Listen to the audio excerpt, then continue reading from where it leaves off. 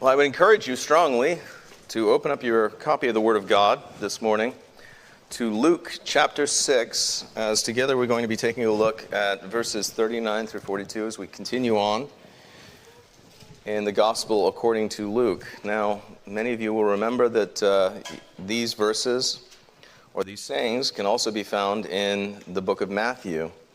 Luke has synopsized for us in one chapter that blessed sermon called the Sermon on the Mount, which is treated at greater length in the book of Matthew.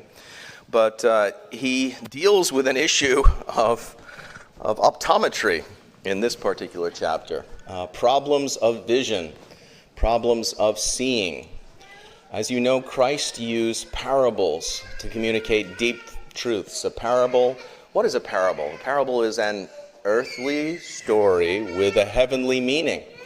And its intention was to use things that particularly the people of this particular age that Christ had come to, the people of Israel, would have seen all the time. So there's a lot of agricultural references, but they were people who were afflicted with disease. And unlike us, when we get a disease, we go and see doctors, and they give us, they diagnose us with high-tech instruments, and then they give us treatments, some of which are effectual, some of which are not so effectual. But back in that time, when you got sick, it was maybe you'll live, maybe you'll die. That was one of the reasons why the healing ministry of Christ was so very important.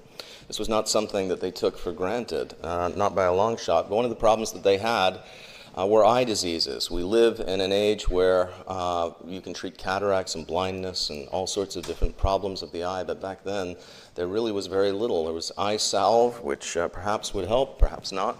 But when somebody went blind, they were blind. The light of the body was extinguished within them.